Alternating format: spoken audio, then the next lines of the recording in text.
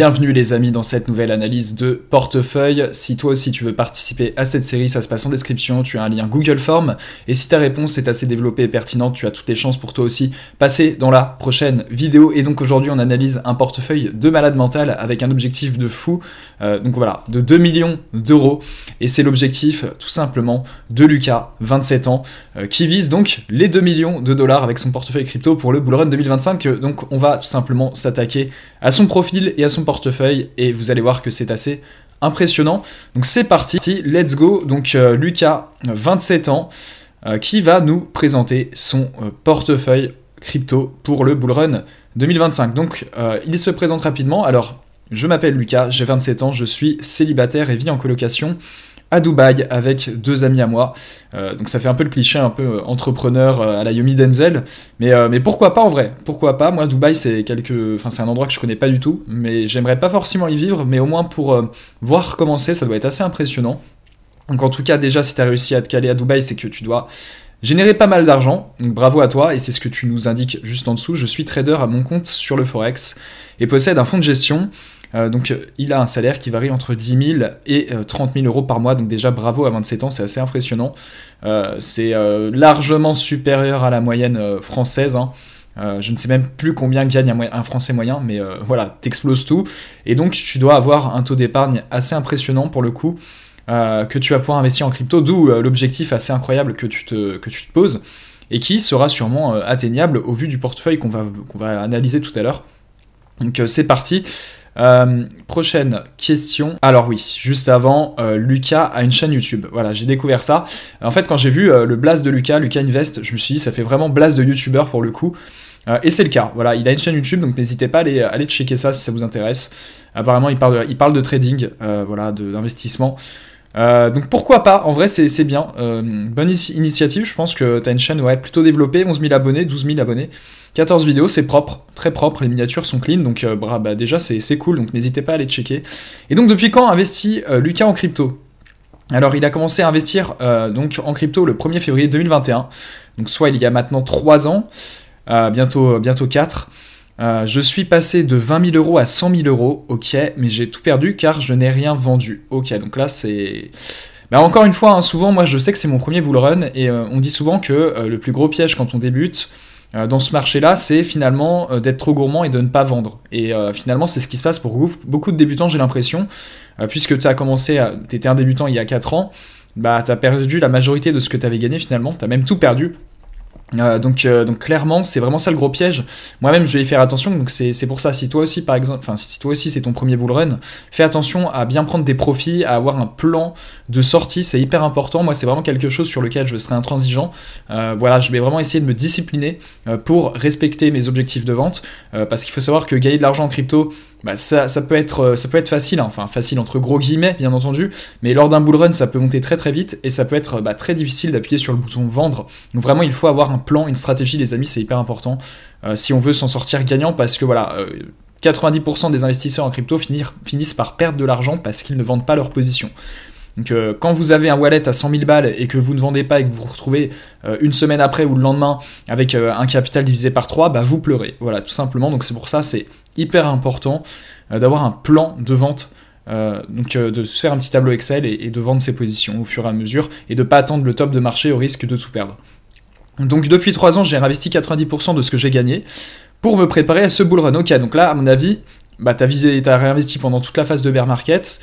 Déjà, tu as pu profiter de la hausse là, début 2023, début 2024, pardon. Donc à mon avis, ça doit être bénéf tout ça, hein. Ça doit être bénéf si tu as investi en bear market, ça doit faire mal.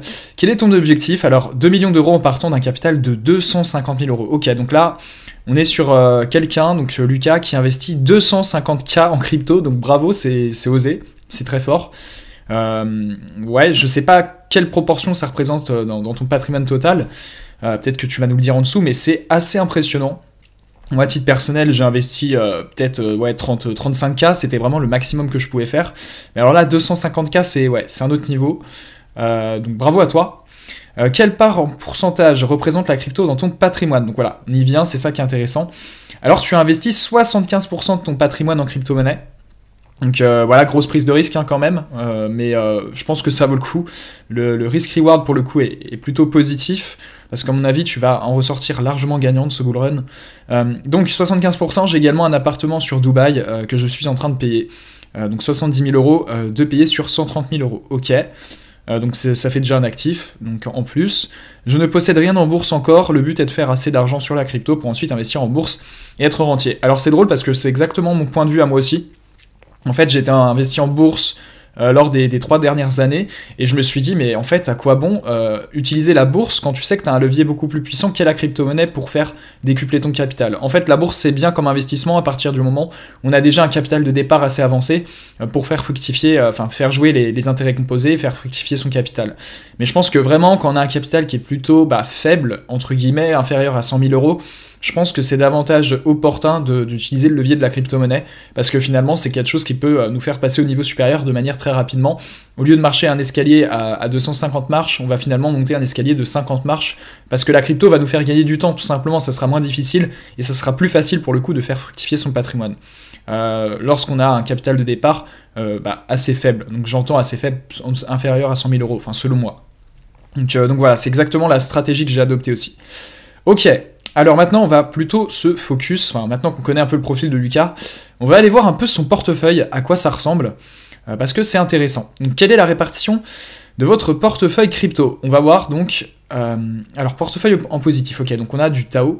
Donc portefeuille en positif, plus 22%, soit plus 162 842 dollars en date du 11 novembre 2024. À l'heure où tu m'as soumis ton portefeuille. Donc voilà, un petit 22% sur des sommes comme ça, ça fait ça part sur du plus 100 000 plus 160 000 de plus-value. Donc ça part très vite quand on a une telle somme investie. Ok, donc on a du Tao pour 47% du portefeuille, avec un prix d'achat moyen de 329 dollars, donc c'est plutôt un point d'entrée très intéressant. À titre personnel, c'est aussi ma plus grosse position, donc tu en as fait la position majeure de ton portefeuille. Donc voilà, Tao qui est un projet incontournable de l'intelligence artificielle. C'est clairement le narratif pour moi de ce bull run 2025. On est vraiment sur quelque chose un peu à l'image de la bulle internet en 2000 qui va révolutionner tout simplement le mode de production des entreprises, même qui va impacter nos vies quotidiennes. Donc on est clairement sur une révolution, les amis, et ça s'est traduit avec Nvidia qui est devenue juste derrière Apple la seconde société la plus capitalisée au monde, qui même va dépasser Apple. Donc en fait il y a clairement quelque chose qui se joue sur l'IA, et Tao est la tête de gondole très clairement de ce narratif. Donc bien joué à toi, 47%, c'est un gros pari, mais je pense que c'est opportun, surtout que tu as un point d'entrée qui est plutôt très propre. Moi j'ai un point d'entrée de 376, donc on est à peu près pareil, mais voilà, tu seras largement positif sur Tao. Ensuite on a du SPEC, alors je connais pas, là je ne connais pas du tout, 9,60 pour un prix d'achat moyen de 9 dollars. Donc voilà, ok, pourquoi pas. Ensuite on a du DEAI, alors ça c'est dans l'IA il me semble, j'en ai pas, mais tu en as pour à hauteur de 8% du portefeuille pour un prix d'achat moyen de 0,46, ah non, c'est l'inverse, je sais pas pourquoi j'ai mis, ah oui non, ok, ça doit être dollars, donc un prix d'achat moyen de 0,46 centimes, ok. Ensuite tu as du 0XO, alors je ne connais pas, je ne sais même pas si ça se prononce comme ça, je connais pas ce token. Pour du 7%, avec un prix d'achat moyen de 0,14 dollars, ok. Ok, pourquoi pas, je ne connais pas. Ensuite, on a du PAL, alors ça, c'est dans l'IA, je le connais, c'est une low cap. 4% du portefeuille pour un prix d'achat moyen de 22 centimes. On a du Pendle dans le RWA pour 2%, 3% du portefeuille, prix d'achat moyen 1 dollar. Ok, plutôt propre. On a du Render, alors à titre personnel, c'est la deuxième plus grosse position de mon portefeuille, spécialisée dans le GPU, puissance de calcul décentralisée. On peut un peu l'assimiler au Nvidia de la crypto-monnaie. Donc 2% du portefeuille pour un prix d'achat moyen de 5,6 dollars. C'est propre. Honnêtement, c'est propre. Moi, j'ai un prix d'achat moyen de 7,50. Donc voilà, non, c'est plutôt carré.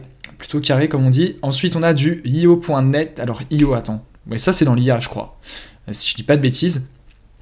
Pour du 2% du portefeuille, prix d'achat moyen de 1,90$. Ok, on est sur une low cap spécialisée dans l'IA. AXL pour 1,78% du portefeuille. Oreille, je ne sais pas, je connais pas du tout, désolé. 1% du portefeuille pour un prix d'achat moyen de 7,3 dollars. On a du AGC, 1,60% du portefeuille, prix d'achat moyen de 0,27 dollars, je ne connais pas non plus. On a du Chlore.ai, alors Chlore.ai j'en avais. Low cap, donc dans le narratif, puissance de calcul décentralisée. C'est en gros le petit frère de Akash Network, qui lui-même est le petit frère de Render, si on peut faire simple. Donc voilà, Chlorei, low cap dans l'IA, donc le GPU, 1,39% du portefeuille, prix d'achat moyen 0,15 centimes.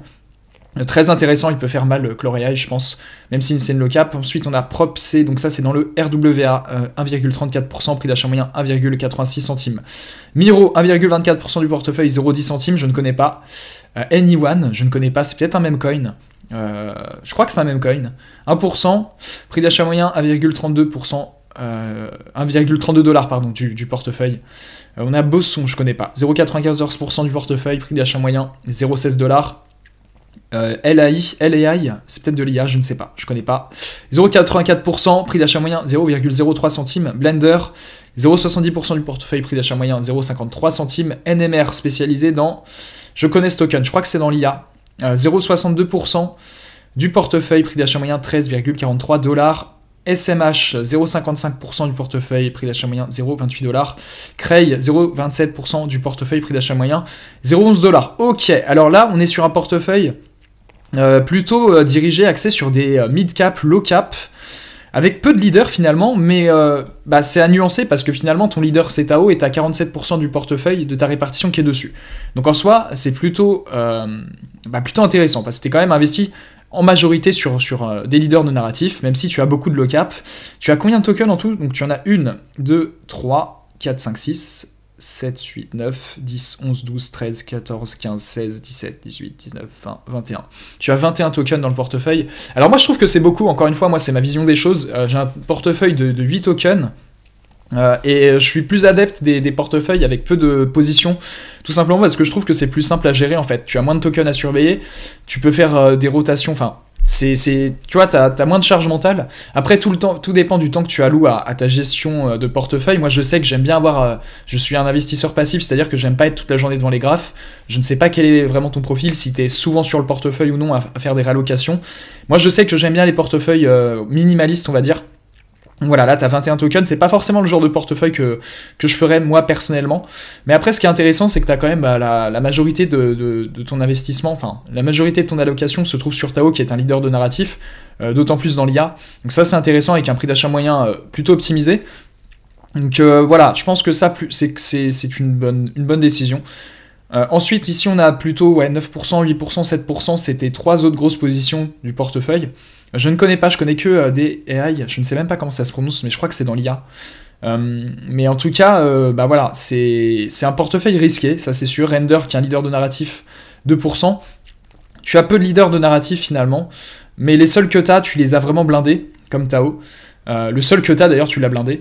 Mais après voilà, c'est surtout de la mid-cap, low-cap. Alors ça, c'est vraiment du bonus pour le coup. Hein. Ça peut soit partir exploser à la hausse, comme partir à la baisse. Ça dépend de la performance de chacun des tokens sur lesquels tu as investi. Après, ça reste essentiellement des petites parts de portefeuille. Hein. Voilà, je pense que 3/4 de ton portefeuille, c'est tes 5 premiers tokens là. Et le dernier quart, c'est tout le reste. Et en soi, le reste, c'est plutôt du bonus.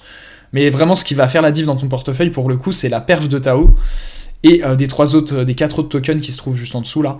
Ça, c'est vraiment, si tu veux vraiment réussir ton bull run, il faut absolument que ces 5 premiers tokens perf. C'est essentiel, là, pour le coup. Donc, en termes de narratif, on est plutôt diversifié. On a de l'intelligence artificielle, on a de la puissance de calcul, et on a du RWA. Donc, ça, c'est plutôt positif.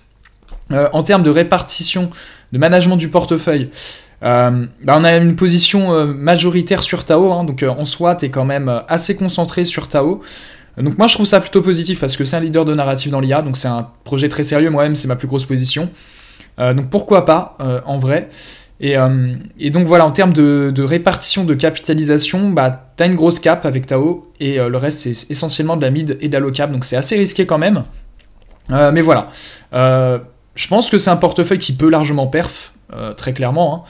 Après moi à titre personnel j'aurais moins de positions, mais encore une fois ça n'engage que moi et chacun est libre de gérer son portefeuille comme il le souhaite. Moi à titre personnel j'aurais quand même un peu moins de positions. Donc là on va faire une petite analyse très rapide des 5 plus grosses positions du portefeuille donc de Lucas. Donc on a du Tao, sa plus grosse position, donc voilà, Tao Bitensor, leader du narratif de l'intelligence artificielle. Alors là clairement on est sur une pattern hyper intéressante. Je pense qu'il va vraiment finir par exploser. il va nous taper les 1000 $. Donc voilà, bah, Tao, hein, on ne le présente plus, c'est un projet qui, tout au long de l'année 2023, était en dessous qui tournait autour des 50 $, qui a complètement explosé fin 2023, début 2024, voilà, qui a corrigé, ici, grosse phase de réaccumulation, et là, tac, c'est reparti, on est reparti pour un nouveau tour, les amis, et là, on devrait aller viser de nouveaux sommets, et notamment taper les 1000 $, donc sur Tao, donc ça peut être hyper intéressant. Ensuite, la deuxième plus grosse position du portefeuille de Lucas, c'est Spectral. Ok, alors je connais de nom pour le coup. Spectral qui nous fait du sale apparemment sur le mois dernier là, même sur les 7 derniers jours. Il nous tape un petit 41%, plutôt propre. Donc voilà, Spectral, donc qui est clairement une low cap, hein, 311e sur CoinMarketCap. Donc voilà, capitalisation de 192 millions. Donc low cap très clairement. Ensuite, troisième plus grosse position du portefeuille donc de Lucas, on a donc Zero One Labs, donc je connais. Donc c'est ça, c'est le token DEI, D-E-A-I. Je ne sais pas comment ça se prononce. Mais ok, c'est propre. On a un token qui part à la hausse là depuis début 2024. On est sur un trend assez haussier. Donc ouais, pourquoi pas en vrai, hein. Pourquoi pas. On voit que c'est quand même une mid-cap, hein, encore une fois. 70 millions de capitalisation. Donc voilà, encore une fois, c'est du risque. Mais ça reste une position quand même minoritaire. Enfin, comparé à Tao, qui est ta plus grosse position, ça reste des positions qui sont minimes dans ton portefeuille, quand bien même on est sur le top 5 de tes plus grosses positions. Ensuite, 0XO. Alors, je ne sais pas si c'est 0XO ou 0X0, c'est bizarre. Je ne sais plus comment ça se prononce, le nom de ce token, mais donc c'est dans les highs. Alors là, on est encore une fois sur, pour le coup, vraiment une toute petite cap, hein, une low cap. On a 210 millions de capitalisation. Donc ça, c'est quand même des projets très risqués, mais qui peuvent apporter beaucoup de perfs. Alors, on voit que sur les 7 derniers jours, il tape quand même à 90%, donc c'est quand même plutôt propre. Voilà, je pense qu'il peut, il a encore de la marge, là, on a une phase d'accumulation ici, apparemment. Donc ça peut être hyper intéressant. Et enfin, cinquième plus grosse position du portefeuille de Lucas, c'est donc Paléaï. 342e, donc on est encore une fois sur une low cap, 170 millions de capitalisation. Donc voilà, ça peut être intéressant, il n'a pas encore pété. On voit que début janvier, il avait complètement explosé en février. Et donc voilà, ça a digéré là, ça s'est écroulé, puis là ça digère. Phase d'accumulation peut-être, on ne sait pas, ça peut repartir à la hausse. Mais en tout cas, voilà, spécialisé dans les highs, ça peut faire mal aussi. Répartition des investissements de Lucas. Donc voilà ce que ça donne. Donc c'est un peu ce que je disais, hein, c'est-à-dire que là, on a 5 grosses positions, donc que sont Tao, Spectral, DI, 0XO et PAL. Donc on a vraiment ces 5 tokens. Alors j'écorche peut-être le blast des tokens, hein, désolé, je les connais pas tous. Mais en tout cas, voilà, on a ces 5 grosses positions qui vont clairement déterminer le bull run, enfin qui vont déterminer l'issue du bull run pour Lucas. Donc Tao, il n'y a pas trop de risques, il va perf.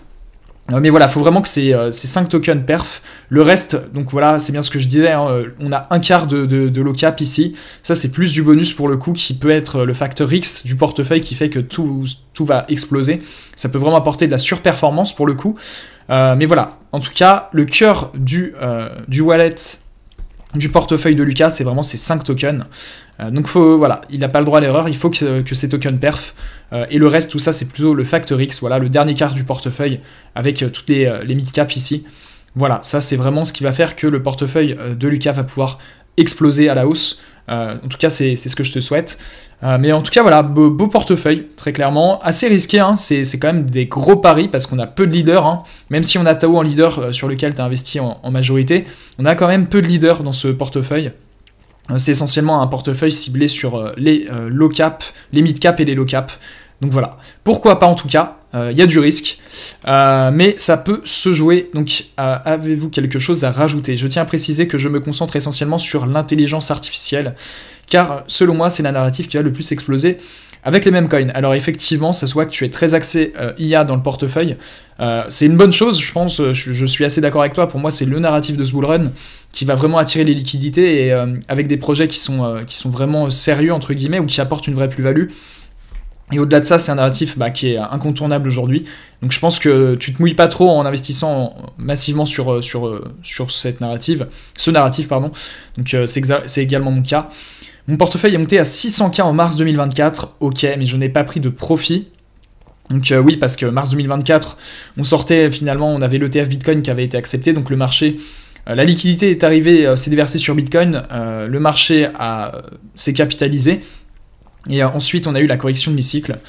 Donc à mon avis, ouais, t'as dû taper 600K en mars 2024, puis ça a dû s'écrouler.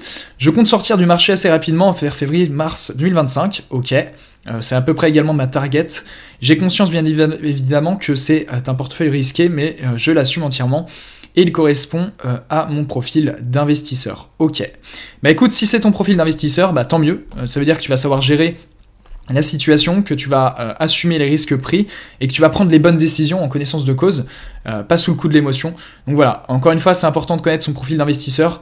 Est-ce que je suis un investisseur plutôt passif, avec une vision long terme, qui aime prendre peu de risques, ou à l'inverse, est-ce que je suis un investisseur qui aime vraiment un peu des gènes, qui aime prendre du risque, qui aime prendre des petites positions. Encore une fois, tout ça, ça dépend de chacun. Mais en tout cas, je pense que c'est un portefeuille qui peut faire du sale, en sachant que voilà, si t'es monté à 600K en mars 2024, à mon avis, on n'est pas prêt à ce qui va se passer, clairement, avec l'arrivée de Trump, toutes les législations aux États-Unis qui vont être favorables au développement de cet écosystème crypto. Je pense qu'on n'est pas prêt, ça peut vraiment exploser. Voilà, surtout le secteur de l'IA, qui n'est pas encore totalement réactivé aujourd'hui. Donc voilà, en tout cas, très bon portefeuille. Si toi aussi tu veux participer à cette série, tu as le lien Google Form en description, tu participes. Si ta réponse est suffisamment développée et pertinente, tu as toutes tes chances pour passer dans la prochaine vidéo. En tout cas, merci à toi Lucas, super intéressant de nous avoir partagé ton portefeuille. N'hésitez pas à poser vos questions en commentaire, également à faire des remarques sur le portefeuille de la vidéo. Et n'hésitez pas également à participer, à lâcher votre plus gros pouce bleu et à vous abonner à la chaîne pour ne plus rien louper. Voilà, je pense sincèrement que ce bull run risque d'être exceptionnel, les amis. Bravo à tous ceux qui sont encore là dans l'écosystème crypto. Bravo à tous ceux qui n'ont pas vendu, qui ont résisté. On va être rémunérés, les amis, enfin. Voilà, sur ce, je vous souhaite plein de bonnes choses. J'espère vous revoir très bientôt pour une prochaine vidéo. Prenez soin de vous. C'était Mathias. Ciao.